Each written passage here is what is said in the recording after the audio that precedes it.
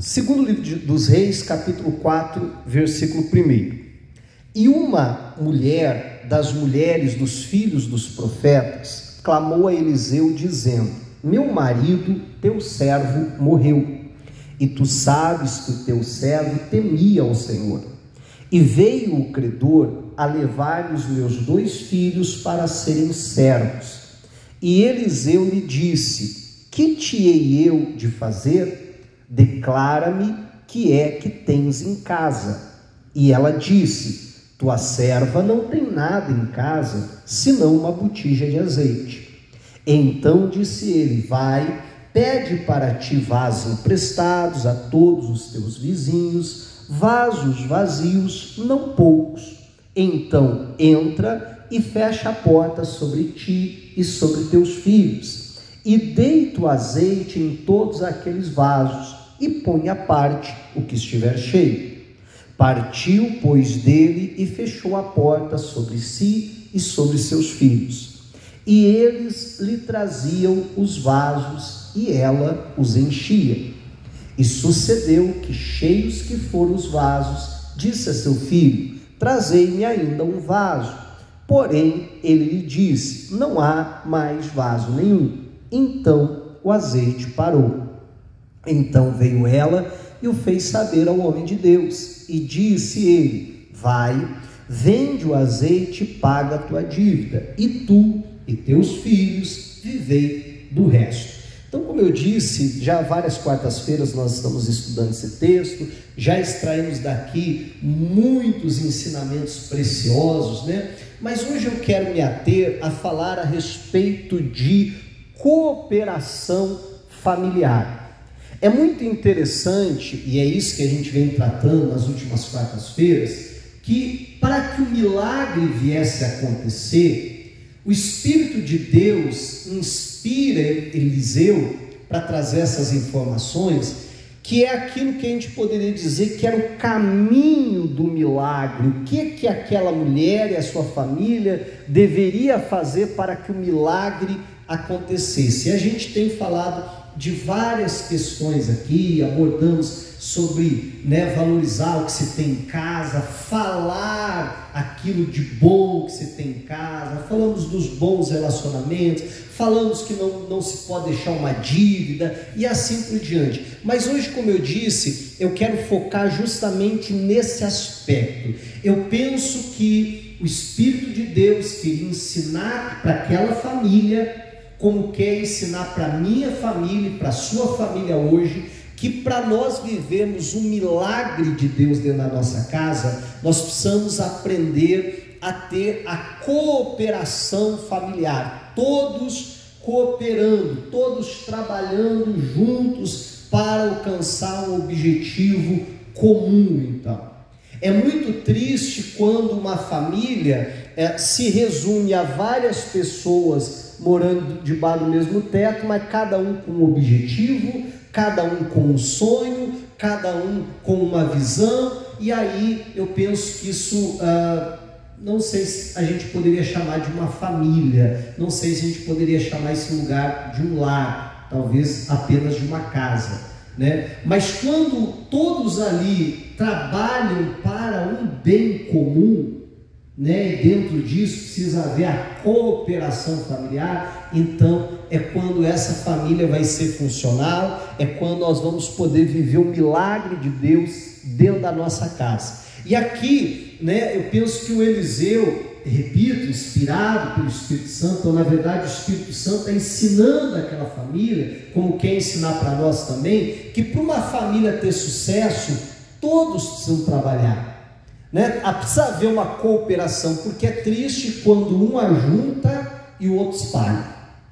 Verdade ou não é? Então, na verdade, os dois estão trabalhando ali à toa, porque nunca vão chegar a nenhum lugar. Né? Quando o pai e a mãe ensinam uma coisa, né, ou um dos cônjuges ensina uma coisa, para ficar mais claro, e aí o outro cônjuge vai lá e ensina justamente o oposto. Né? Então, quer dizer, nunca vai chegar a lugar nenhum aquele ensinamento, né?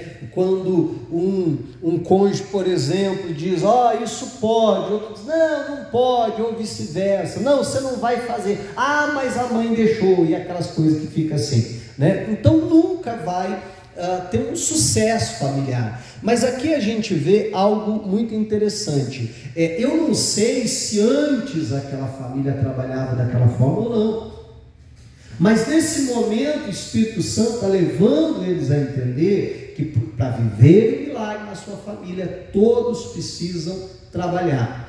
E aí a Bíblia diz, nós falamos disso na última quarta-feira, não sei, quarta-feira passada, na anterior, né? O fecha a porta lá, entra na sua casa, fecha a porta entre você e seus filhos. E aí começou ali a haver uma cooperação. Primeiro que eu fico imaginando, né, que essa mulher, ela chega em casa e ela consegue passar a visão para os seus filhos.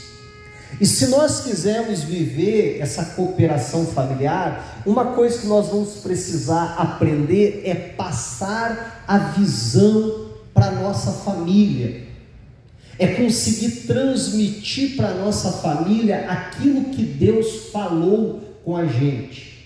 Porque quando Deus fala algo com a gente, Deus nos dá uma visão. Você recebe, por exemplo, uma palavra, uma promessa da parte de Deus, e você começa a imaginar então aquilo, o cumprimento daquilo, não é assim? E começa então a visualizar, a criar uma imagem de algo. Vamos supor que Deus fale que você vai ter uma família abençoada, e Ele fala isso, amém? Então você começa a criar na sua mente uma imagem de uma família abençoada. Então nós precisamos aprender a passar essa visão para a nossa família. Porque olha só, essa mulher vai falar com Eliseu. A Bíblia não diz que os filhos estavam juntos. Ela vai falar com Eliseu. E Eliseu dá uma palavra então para ela, inspirada por Deus. Agora essa mulher precisa chegar em casa e com aquela palavra que ela recebeu, ela inspirar também os seus filhos. Ela, aquilo que eu estou chamando hoje, de passar aquela visão para os seus filhos. De chegar ali, eu fico imaginando essa mulher, né? E aí é fruto da minha imaginação, tá? Mas eu fico imaginando essa mulher chegando em casa, chamando os filhos. E quem sabe não, com certeza ela saiu de casa com um semblante assim preocupado, com um semblante quase de desespero. Quem sabe o clima daquela casa já estava um clima pesado, amém? Mas quando ela volta com um semblante diferente, um semblante esperançoso, um sorriso no rosto, e os filhos logo percebem, alguma coisa aconteceu, tem alguma coisa diferente com a mamãe. E aí ela chama eles e diz: meus filhos, venham cá. Eu estava achando que não tinha solução, que não tinha saída para o nosso problema, mas eu estava enganado, tem solução. Eu fui falar com o profeta, Deus usou o profeta e ele me deu uma palavra: olha, isso vai ser a solução para os nossos problemas. E aí quem sabe, né, aqueles filhos dizem: mamãe, então a gente não vai precisar ser escravo. Não, meus filhos, vocês não vão precisar ser escravos. Deus vai fazer um milagre aqui em casa. E aí, né, aquela fé que já entrou no coração dela começa a entrar também no coração dos filhos. É isso que eu estou falando, de você saber passar a visão. E quem sabe ela começa a pintar a cena no coração daquelas crianças, né, no imaginário deles, dizendo: olha, vocês não vão mais ser escravos, nós vamos pagar essa dívida, nós vamos dar a volta por cima, nós não vamos mais viver a escassez que nós estamos vivendo, amém? E obviamente que eles começam a encher de fé, que eles começam a encher de esperança. E aí, mãe, como é que vai ser? Ela diz: olha, o caso é o seguinte, nós precisamos ir até todos os nossos vizinhos e precisamos pedir emprestado para todos eles, na vila inteira, mamãe, na vila inteira, vasos emprestados, vasos vazios, o máximo de vasos que nós conseguimos. A primeira parte do milagre é essa. E aí eu fico imaginando aquelas crianças saindo com empolgação, amém? Batendo na casa de um, batendo na casa de outro, e ela também bate aqui. Ô vizinha, a mamãe pediu para eu vir aqui, pedi se você não tem um vaso emprestado, né? Um vaso para emprestar. Eu tenho aqui. Muito obrigado. Corre levar em casa, corre lá de volta, bate no outro vizinho. E assim foi, amém? E daqui a pouco a casa estava cheia de vasos. Então, e agora, mamãe? Foram em todos? Fomos, não esqueceram de ninguém? Não. Eu fui para esse lado, o menorzinho foi para aquele, o maiorzinho foi para o outro lado ali, e batemos em todas as casas, conseguimos os vasos. Aí a mãe diz: olha, agora a instrução é fecha a porta, porque o milagre hoje vai acontecer aqui dentro da nossa casa. Aí fecharam a porta. Ela diz: olha, vocês estão vendo esse vasinho aqui de azeite? Então, mamãe, então, com esse vasinho eu vou encher todos esses vasos. Mas como é que vai ser isso? Deus vai fazer um milagre. Vocês me trazem os vasos, eu vou enchendo. E aí a Bíblia diz que há toda uma cooperação. A Bíblia diz que os filhos trazem os vasos. Amém, gente? E ela que recebeu a palavra, ela que tem a fé no coração, os filhos também tinham, ela passou a visão, mas Deus falou que foi com ela. Você está entendendo? Ela tinha a responsabilidade da situação e a responsabilidade do milagre. Então ela vai derramando azeite ali. Eu fico imaginando ela derramando devagarzinho, vai indo, vai indo, vai indo, até que enche o vaso. Quando enche, a instrução é: põe a parte que estiver cheio, não é assim? Aí eu fico imaginando um filho, quem sabe o maiorzinho já agarrava aquele vaso assim, que devia estar pesado de azeite, e já tirava. Quando esse tirava, o outro já estava com outro vaso vazio, ele já colocava embaixo, porque o azeite não podia parar, amém? Né? E ela continuava derramando, e aquele levava lá, e já ia correndo preparar o outro vaso, e assim ia indo, e foi indo, e foi indo, e foi indo, até que chega uma hora que a Bíblia diz que ela pergunta, que ela diz assim: traz mais um vaso. Aí o filho responde: mamãe, mas não tem vaso nenhum. Eu brinquei numa quarta-feira dela, já tinha ido pó de sorvete, já tinha ido pó de margarina, amém? Já tinha ido aquele copinho de requeijão, né? Porque eu acho que eles aproveitaram, acho que todo recipiente que tinha na casa ali, eles aproveitaram para encher de azeite, né? E aí ele diz: mãe, mas não tem mais nada, acabou. Enchemos todos os vasos. Aí a Bíblia diz: então o azeite parou, amém? Deixou de multiplicar ali. E aí ela pergunta para Eliseu, a instrução é: vende, paga a dívida, e tu e teus filhos vivam então do resto. Mas repito que eu penso que o que o Espírito Santo quer ensinar é justamente toda a família com uma visão, debaixo de uma palavra, e isso cabe a nós, essa responsabilidade de passarmos, como eu dizia, a visão, para que todos possam trabalhar juntos para um bem comum.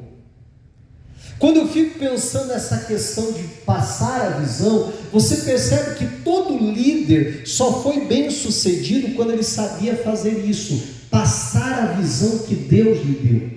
Aquilo que Deus falou com ele, ele conseguia então passar essa fé, essa visão para os seus liderados ali. Eu gosto da passagem bíblica, volte eu cito, de Davi em Ziglag. Ele chega em Ziglag com os seus homens, e a cidade foi queimada, as famílias tinham sido levadas cativos, tudo destruído. A Bíblia diz que ele e os seus homens começam a chorar, e choram até não ter forças mais para chorar. A Bíblia diz que os homens de Davi, fiéis, leais a ele, mas por conta da amargura do seu coração, já estão falando em apedrejá-lo. Meu irmão, a situação está ali, uma panela de pressão prestes a explodir, prestes a daqui a pouco haver uma luta entre eles ali, uma batalha que já estava ruim, a piorar bastante. Mas a Bíblia diz que é nesse momento que Davi se levanta, se esforça no Senhor, busca forças do Senhor e vai em busca de uma palavra. E ele vai consultar a Deus. E ele diz: Senhor, eu perseguirei essa tropa. Senhor, vou alcançá-lo. O Senhor vai entregar na minha mão? E Deus responde para ele: persegue-as, as alcançarás e tudo libertarás. Amém.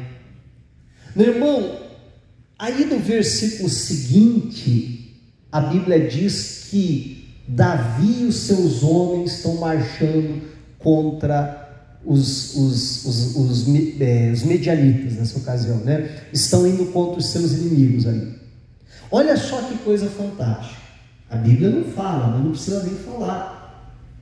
Aqueles homens estavam decididos a apedrejar Davi. No versículo anterior a esse encontro que ele tem com Deus, essa palavra que ele recebe de Deus, a Bíblia diz que eles estavam decididos a apedrejar Davi. Em seguida, mais uma vez, eles estão seguindo Davi para mais uma batalha. E por que isso é possível? Porque Davi consegue passar para eles a visão, a palavra que Deus lhe deu. Quando Deus dá essa palavra, como eu dizia, o semblante de Davi muda. Quando Deus dá essa palavra para ele, não tem como ser diferente, é criado na imaginação ali de Davi, a cena de tendo as famílias de volta, de conquistando tudo que eles haviam perdido de volta. E aí eu fico imaginando Davi se coloca no meio dos seus homens, quem sabe alguns já com pedra na mão, amém? Já prontos para apedrejar Davi. E Davi começa a dizer: gente, eu acabei de falar com Deus. Deus me deu uma palavra. O que Deus falou comigo é assim, é isso, que se nós perseguirmos, nós vamos alcançar. E alcançando, nós vamos tudo libertar. Nós vamos receber de volta as nossas famílias, os nossos bens. E aí aquela raiva que está no coração deles, como a Bíblia diz, eles estavam amargurados de coração, começa a ir tomando lugar ali uma esperança, uma fé, e aqueles homens então começam a largar as pedras, começam a colocar as armaduras de volta, começam a pegar as suas armas e dizer: então o que nós estamos esperando? Amém? Então vamos logo, então vamos recuperar tudo. E partem mais uma vez seguindo Davi. Então nós precisamos ter isso, porque às vezes Deus nos dá uma palavra, nós nos enchemos de fé, nos enchemos de esperança, nós cremos, em nome de Jesus eu vou viver isso, a minha família vai viver isso, mas às vezes a gente tem uma dificuldade tão grande para passar isso, você está entendendo? Para colocar isso também, instigar os nossos filhos, instigar a nossa família, passar essa fé. Olha, nós podemos viver muito mais do que nós estamos vivendo, nós podemos alcançar coisas muito maiores, e foi isso que essa mãe consegue fazer no coração então dos seus filhos, o que motiva todos eles a estarem trabalhando com tanto afinco, amém, e digo até com tanta fé, para que aquele milagre viesse a acontecer. Os filhos não estavam ali contra, os filhos não estavam ali obrigados, com má vontade, ou duvidosa. Ah, mãe, mas um tantinho de azeite desse, ela acha que vai encher tudo isso. Mas por que eles não estavam assim? Porque ela conseguiu passar a visão, ela conseguiu passar a fé, amém, igreja? E todos estão não só trabalhando, não só cooperando para o milagre acontecer, de uma maneira natural, braçal, mas com a mesma fé, com a mesma convicção, todos no mesmo pensamento ali. E é isso que nós precisamos, ter essa ensinar a nossa família essa cooperação. Se a gente olhar, hoje em dia tem acontecido algumas coisas assim na nossa sociedade, né? Nas novas gerações que estão vindo, e alguns aqui vão conseguir falar com muito mais propriedade que eu, que quem sabe são de gerações até muito antes da minha geração, mas se você analisar algumas gerações atrás, né, geralmente um casal tinha lá 7 filhos, 9, 10, 12, uns mais empolgados de quase 20, não é assim? Mas por que tinha aquela montoeira de filho? Alguns brincam que não tinha televisão na época, né? E tal, mas eu acho que não é por causa disso, né? Porque antigamente, como é que a família ela olhava para a questão dos filhos? Ela olhava para os filhos como mão de obra, sim ou não? Quanto mais filho, mais gente se tem para trabalhar. Quanto mais filho tiver, mais pessoas nós vamos ter para cooperar. Então, vamos lembrar, quem vem de uma família assim, com uma montoeira de filhos, você sabe que chegava uma altura, os mais velhos vão criando os mais novos. Não é assim? Os mais velhos vão criando os mais novos. É aquela coisa, né? O pai e a mãe nem precisa educar muito, porque o filho mais velho já chega e diz: o pai não gosta disso aí. Não é assim? Não faz isso que o pai não gosta. O pai não precisa nem falar, porque os mais velhos já iam ensinando os mais novos, e assim ia indo. Ia tendo aquele cuidado pelos mais novos, já ficando a responsabilidade dos mais velhos cuidar dos mais novos. E isso, meu irmão, desde a antiguidade, desde os primórdios da humanidade era assim. Sabe uma passagem bíblica, para mim, triste? É aquela onde Caim, ele acaba de matar Abel, e Deus vem e diz assim: onde está o teu irmão Abel? E Caim diz assim: por acaso sou eu cuidador do meu irmão? Mas não deveria ser? Amém? Não deveria ser? Não é isso justamente que é ensinado, que os mais velhos então tomam conta dos mais novos? Ele, como irmão mais velho, não deveria estar tomando conta então do irmão mais novo? Mas ele tem a audácia de responder para Deus. Meu irmão, eu não teria coragem de responder isso para o meu pai ou para minha mãe dessa forma. O cara responde para Deus: por acaso sou eu que tenho que dar conta? Por acaso sou eu que sou o cuidador do meu irmão? E ele havia acabado de matar o irmão. Amém? Então nós precisamos, sabe, pensar isso. E a sociedade hoje, como é que é? Meu irmão, é difícil o casal que tem mais de um filho. E às vezes quando vê o segundo, às vezes ele é acidente. É verdade, não é? E aí o casal tem um filho e você diz assim: e aí, não vão ter mais um? E aí geralmente você escuta assim: não, Deus me livre. Aí você diz: mas como assim? É porque, não, pai, filho é muito caro. Não é assim? Não, dá muito trabalho, é muito caro. Porque a mentalidade das famílias mudou. A mentalidade das famílias com relação aos filhos é que os pais têm que dar tudo para os filhos, e os filhos não têm que fazer nada em contrapartida. Que os pais têm que fazer todas as vontades dos filhos. Antigamente, você dizer que alguém estava passando privação era se a pessoa estivesse passando fome ou não tivesse o que vestir. Hoje em dia o pai diz assim: não, meu filho não pode passar privação. Aí você pergunta para ele: mas o que é passar privação para você? Não, meu filho tem 5 tênis, ele quer um outro da marca tal, então eu tenho que comprar da marca tal que ele quer. E se eu não comprar da marca tal, ele está passando privação, ele vai ficar depressivo, coitadinho. E não é mais ou menos assim? E o grande problema disso, meu irmão, é que vai se criando uma geração que, na mentalidade deles, a família tem que fazer tudo o que eles querem. A família tem que fazer, a família serve para servi-los. E aí você imagine uma criança, vamos ser sinceros, a maioria das crianças hoje estão crescendo com essa mentalidade, que a família precisa servi-los.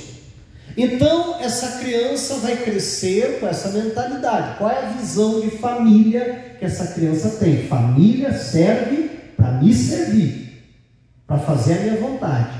Aí esse rapazinho, essa moça, daqui a pouco vai crescer, vai virar um adolescente, vai virar um jovenzinho, e daqui a pouco resolve casar.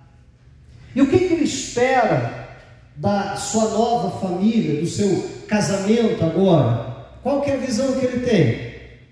Que o casamento é para me servir, que a família é para me servir. Aí o camarada casa, ele acha que a esposa dele é a mãe, e não é assim? Aí a moça casa e acha que o marido é o pai, que tem que fazer todas as vontades dela, que tem que comprar tudo que ela quer, e que isso e que aquilo. E aí a gente vê muito casamento que não vai dando certo, né? Justamente por conta disso, por causa de uma visão errada, que a família é para me servir. Não, nós precisamos desde cedo, desde muito pequenininhos, a gente já ir, sabe, passando a visão, não da sociedade, mas a visão bíblica da cooperação. Família é todos trabalhando para o bem comum. Amém? A criança está ali, já tem idade, já sabe lavar uma louça, tem que lavar uma louça. Aí a mãe diz: não, deixa que eu lavo. Não, ensina essa criança que ela precisa fazer alguma coisa em prol da família. Ah, mas ela lava muito lento. Ah, mas ela não sabe lavar direito. Aí vai a mãe e faz o quê? Diz: não, eu estou com pressa, deixa que eu mesmo lavo. É assim, não é? Né? E aí o que acontece? A criança, ela acha que ela tem que sentar na mesa, comer, né? Levantar, às vezes não tirar nem um prato da pia, voltar para frente da televisão, seja lá para onde, do que não está fazendo, e eu vou esperar a próxima refeição, que alguém vai fazer, que alguém vai me servir. Quando não, tem umas crianças até que tem que dar na boca, né? Aí você diz: meu Deus do céu, que sociedade, ou melhor, sociedade não, que geração é essa que nós estamos criando? Então nós precisamos colocar no coração essa cooperação.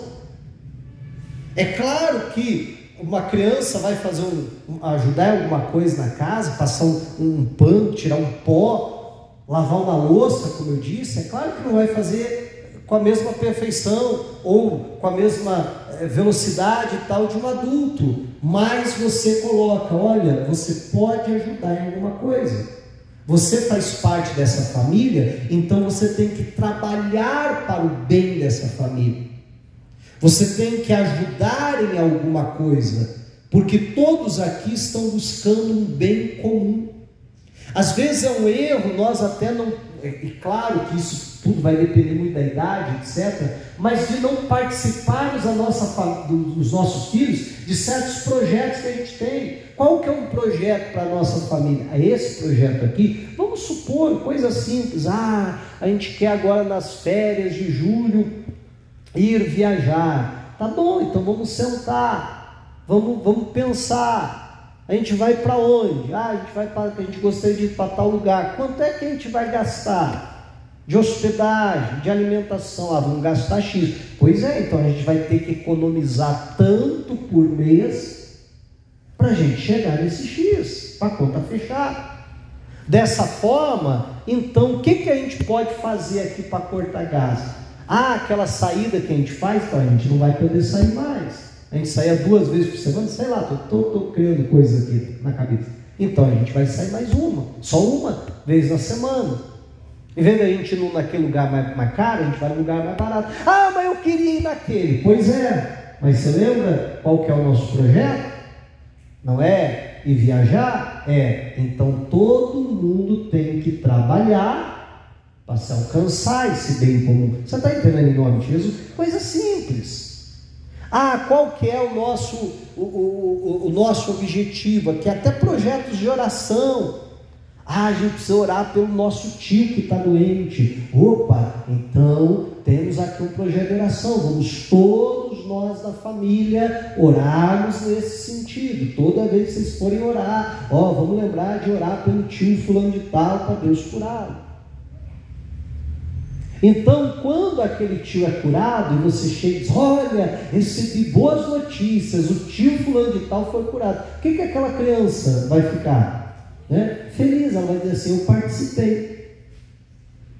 Você está entendendo? Eu ajudei em alguma coisa. Teve um dia que eu dobrei o joelho e eu orei. Então, alguma coisa eu fiz em favor. E é isso que nós estamos ir colocando. Nós precisamos tomar um cuidado, porque às vezes, sabe, em nome de eu amo os meus filhos, eu não quero que eles passem por certas situações, às vezes nós estamos deixando de dar ensinamentos básicos, como esse, de cooperar, de todos se trabalhar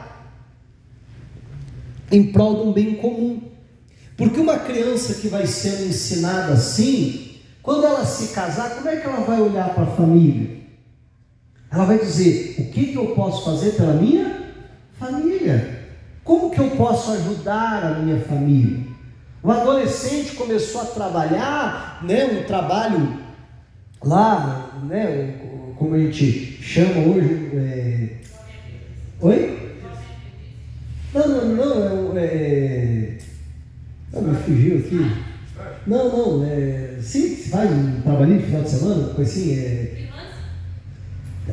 mas não é essa palavra, enfim, me fugiu a palavra assim, mas um trabalho que você faz qualquer ali e tal, recebeu um dinheirinho, opa, então você vai ajudar alguma coisa aqui dentro de casa. Mas eu que trabalhei. Pois é, mas eu que trabalho, eu não compro comida para você, não compro roupa para você, isso e aquilo, Esses dias atrás, sabe, de vez em quando a gente tem que dar alguns choques de realidade. Esses dias atrás a minha filha estava com uma coleguinha, e daí eu não lembro o que eu pedi. Eu falei: pega tal coisa lá para o pai. E daí delas assim: se você me der tanto, eu faço isso. Aí eu falei: o quê? Você quer dinheiro para você fazer o que eu estou te pedindo? Eu falei: vocês ganham muito mais do que isso. Como assim? Eu falei: sou eu que pago, sou eu que você só tem uma casa para morar por causa de mim, você só tem uma cama para dormir por causa de mim, você só tem roupa por causa de mim, você só come por causa de mim. Então, na verdade, você deveria, até exagerei, eu falei: você deveria ir lá buscar e dar na minha boca ainda, fazer massagem no meu pé ainda, e não querer dizer que eu quero tanto para fazer isso. Mas não é verdade? Então, às vezes, você sabe, ter uns choques de realidade, assim, de parar e pensar: poxa vida, é verdade, a minha família faz tanto por mim, eu preciso fazer algo em favor da família. E esse é o tipo de ensinamento que hoje em dia está sendo desprezado. E aí o grande problema, como eu disse, é que a visão que se está tendo a respeito de família. Aí você vê certos adolescentes e jovens, a maneira que trata pai e mãe, como se pai e mãe tivessem obrigação de fazer isso ou aquilo por ele.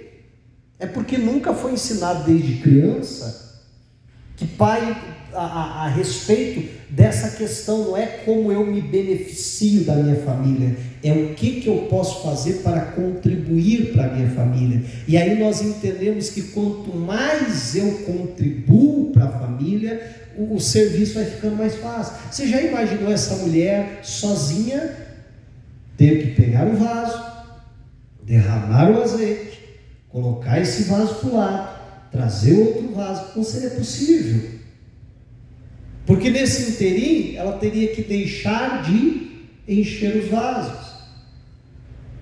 Amém? Então olha só que coisa, nós precisamos entender que isso não está na Bíblia por acaso, mas que se nós quisermos viver o milagre na nossa casa, nós precisamos aprender a ter isso no nosso coração, a cooperação familiar. Mas isso partindo de nós, de ter no nosso coração, o que eu posso fazer pela minha família? O que eu posso fazer pela minha esposa? Será que num dia que ela está lá atarefada, eu lavar a louça para ela, será que aquilo pode ajudá-la? Você está entendendo? Os meus filhos estão tendo dificuldade ali nos estudos, e eu gastar 15, 20, meia hora, uma hora que seja, sentado lá deles ali, quem sabe fazer uma força para lembrar dos conteúdos aí da escola, né? E dizer, deixa eu te ajudar aqui, deixa eu fazer algo pela família, pelo bem comum. Ah, não, eu estou cansado agora, deixa eu quieto aqui, não me incomoda não. Não, isso tem que partir de nós, você está entendendo? E colocar essa visão no coração dos nossos familiares, de todos eles. Quando a família, toda a família trabalha para um bem comum, meu irmão, as coisas são alcançadas com muito mais facilidade. Primeiro, por conta até de uma questão natural. Mas, muito além disso, aí entra justamente a bênção de Deus, a multiplicação do azeite que vem quando há cooperação familiar. Amém, igreja? E a coisa então pode tomar uma proporção muito maior que tomaria naturalmente.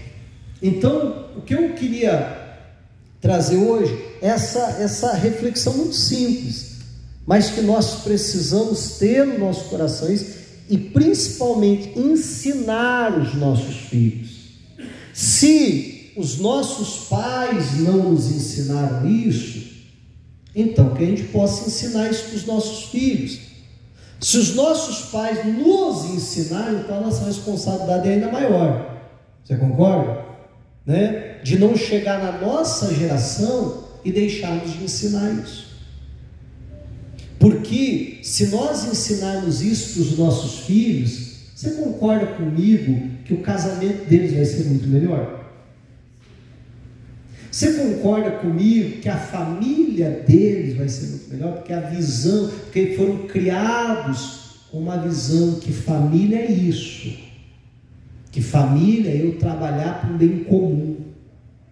Porque se for para eu viver a minha individualidade, então eu não preciso de família. Amém? Mas se eu quero formar uma família, então nós precisamos, claro que eu posso ter sonhos, claro que eu posso ter planos, mas que em primeiro lugar, né, os nossos planos e projetos precisam estar todos alinhados, precisam estar todos em harmonia. E aí a gente vai poder trabalhar para um bem comum e vamos ter a bênção de Deus. Amém? Diga a glória a Deus e vamos aplaudir o Senhor Jesus.